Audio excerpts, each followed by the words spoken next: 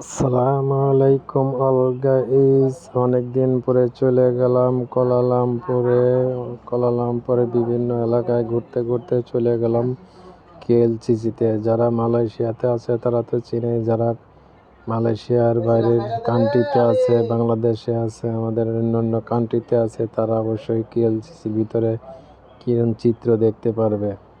এই যে অনেকদিন পরে কেএলসিসির ভিতরে একটা জ্যান্ত ঘোড়া সৃষ্টি করে রেখেছে। আসলে বাস্তবে ঘোড়া না, ঘোড়ার মতো তৈরি করে রেখেছে। এই যে সুন্দর, এই যে কেএলসিসির ভিতরে চমৎকার দৃশ্য। এই যে ঘর বাড়ি তুলে রাখছে, সৌন্দর্য, বাসর ঘরের মতো ফুল ঝর্জা।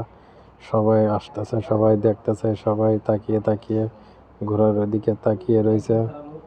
সুন্দর একটা মুহূর্ত, সুন্দর একটা বাসর ঘর, ফুলের বাগান, মিউজিক বাজতে চলতেছে ফুলের বাগানের ভিতরে।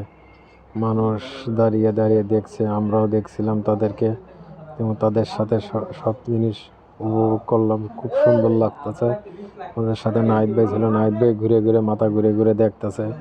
চমৎকার একটা দৃশ্য, ফুলের বাগানে লাইটিং, সব প্রত্যেকটা জায়গায় সুন্দর দেখার মতো।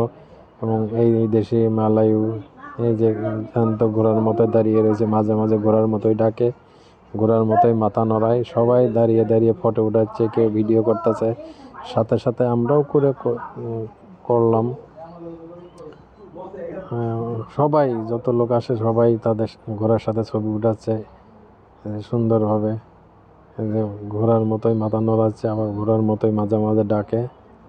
সুন্দরই লাগে, খারাপ লাগে না, ভালোই লাগলো। এনজয় করার মতো। উপরে টিভি লাগানো আছে, মানুষজন উপরে তালায়, এক এক তালায় তালায় দাঁড়িয়ে দাঁড়িয়ে দেখছে নিচের দিকে তাকিয়ে।